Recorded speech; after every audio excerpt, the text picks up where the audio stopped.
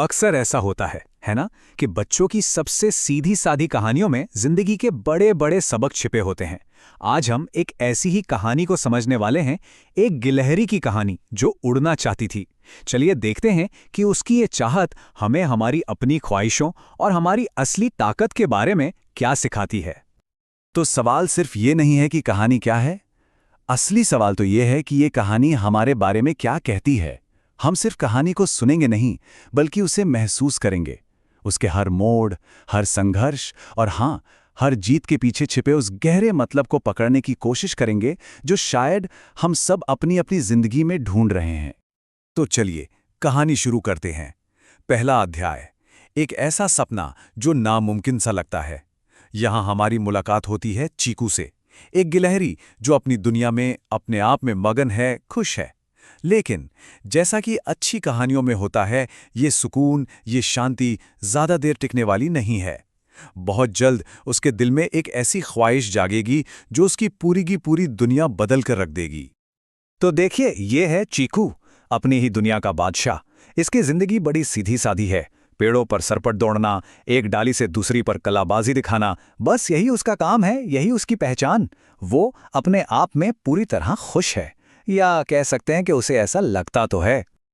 और फिर अचानक एक दिन ये होता है, बस एक छोटा सा लम्हा, कुछ पंछियों को आसमान में आजादी से उड़ते हुए देखना, और बूम, चीकू की दुनिया एक पल में बदल जाती है। उसके अंदर एक ऐसी चाहत जन्म लेती है जो नामुमकिन सी है, एक ऐसा सपना जो उसके वजूद के, उसकी फितरत के एकदम खिलाफ है। और बस यहीं से उसकी असली कहानी का सफर शुरू होता है। अच्छा, सपना देख लेना तो बहुत आसान होता है ना? लेकिन उसे हकीकत में बदलने की कोशिश करना, वो बिल्कुल अलग कहानी है। तो अब हम आते हैं कहानी के दूसरे अध्याय पर, संघर्ष। ये कहानी का वो हिस्सा है जहां हमारा हीरो सीखता है कि सिर्फ चाहने से कुछ नहीं मिलता। अक्सर कहानियों में हीरो को एक गाइड मिलता है, कोई मेंटोर। पर क्या हीरो हमेशा उसकी बात सुनता है? चीकू को भी एक समझदार उल्लू मिलता है, वो उससे सलाह देता है। पर चीकू, वो तो अपनी ही धुन में पक्का है, इतना मगन है कि वो किसी की नहीं सुनता। उसे लगता है कि बस उसकी जिद, उसकी लगन ही काफी है। और जानते हैं, यही सोच उसके सारे संघर्ष की जड़ बन जाती है। और यहां पर चीकू की कोशिशों का एक पैटर्न बन जाता है, एक ऐसा चक्रव्यूह जिसमें वो फंस गया है। सबसे ऊंची डाली पर चढ़ो, जोर से छलांग लगाओ और धड़ाम। वो बार बार यही करता है, और हर बार नतीजा सेम। इससे एक बहुत बड़ा सबक मिलता है ना, कि कभी कभी सिर्फ जी तोड़ मेहनत करना ही काफी नहीं होता, सही दिशा में मेहनत करना कई ज्यादा जरूरी है। और फिर धड़ाम। ये सिर्फ दो आवाजें नहीं हैं, ये उसकी हर नाकाम कोशिश की कहानी है। सुनने में शायद थोड़ी फनी लगे, लेकिन जरा सोचिए, ये उसके जज्बे को भी तो दिखाती है कि वो अपने सपने के लिए कितनी बार भी गिरने को तैयार है। तो जब ऐसा लगने लगता है कि चीकू शायद हमेशा के लिए इसी चढ़ने और गिरने के चक्कर में फंसा रहेगा, ठीक तभी कहानी में आता है एक जबरदस्त ट्विस्ट। एक ऐसी चुनौती सामने आती है जिसका उसके उड़ने के सपने से दूर दूर तक कोई लेना देना नहीं है। और यही वो पल है जहां सब कुछ बदल जाता है। ये कोई इम्तिहान नहीं है कि वो उड़ सकता है या नहीं।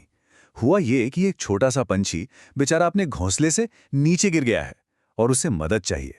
अब ये एक ऐसी मुसीबत है जिसे सुलझाने के लिए पंखों के नहीं, बल्कि किसी और ही टैलेंट की, किसी और हुनर की जरूरत है। और फिर पहली बार चीकू को असली तारीफ मिलती है, सच्ची वाली।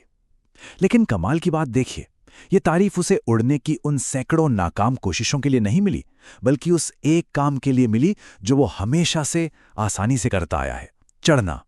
सोचिए, जिस हुनर को वो मामूली समझकर नजरअंदाज कर रहा था, उसी ने आज उसे हीरो बना दिया। बाहर की मुसीबत तो हल हो गई, पर अब असली चुनौती अंदर है।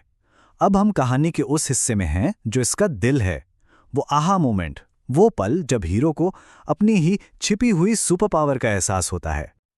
ये स्लाइड देखिए, यहां कहानी का पूरा निचोड़ एक ही जगह पर है। एक तरफ है उसकी ख्वाहिश, यानी उड़ने की चाहत, और उसका नतीजा क्या था? बार बार नाकामी। और फिर दूसरी तरफ है उसकी काबिलियत, यानी चढ़ने का हुनर, और उसका नतीजा कामयाबी और इज्जत। दो रास्ते और कितने अलग अलग अंजाम। और बस यही है वो पल, रियलाइजेशन का। वो पहले अपनी कमी को मानता है, शायद मैं उड़ नहीं सकता, और फिर वो अपनी ताकत को पहचानता है, लेकिन मैं किसी से भी तेज चढ़ सकता हूं। ये एक बहुत गहरी बात है। ये समझना कि हम क्या नहीं हैं अक्सर हमें ये जानने में मदद करता है कि हम असल में क्या हैं। तो एक बार अपनी सच्चाई को पहचान लिया तो अब बारी आती है उसे अपनाने की।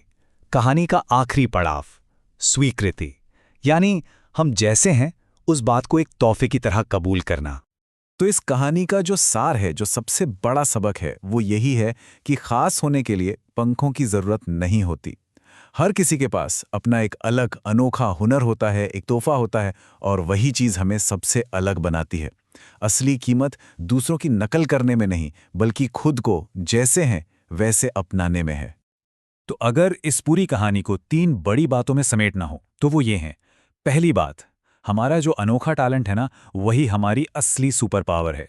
दूसरी बात, सच्ची ताकत कहीं बाहर नहीं, खुद को अपनाने में, सेल्फ एक्सेप्टेंस में मिलती है। और तीसरी और बहुत जरूरी बात, कि जिंदगी का मकसद अक्सर तब समझ आता है जब हम किसी और की मदद करते हैं, किसी और के काम आते हैं। और ये सबक सिर्फ एक गिलहरी के लिए तो नहीं है ना, है ना? और आखिर में हम एक बिल्कुल बदले हुए चीकू को देखते हैं। अब वो पंखों के ख्वाब नहीं देखता, नहीं, उसने अपनी ख्वाहिशों को अपनी हकीकत के साथ मिला लिया है, एक तालमेल बिठा लिया है, और इसी बैलेंस में उसे वो सुकून और वो मकसद मिला है जिसे वो न जाने कब से यहां वहां ढूंढ रहा था। और ये कहानी जाते जाते हमें एक बहुत जरूरी सवाल के साथ छोड़ जाती है। हम सब किन पंखों के पीछे भाग रहे हैं, जबकि हमारा असली चढ़ने का हुनर हमारे अंदर ही कहीं दबा हुआ है? कौन सी ऐसी काबिलियत है जिसे हम अनदेखा कर रहे हैं सिर्फ इसलिए क्योंकि हम किसी और जैसा बनना चाहते हैं? ये सोचने वाली बात है।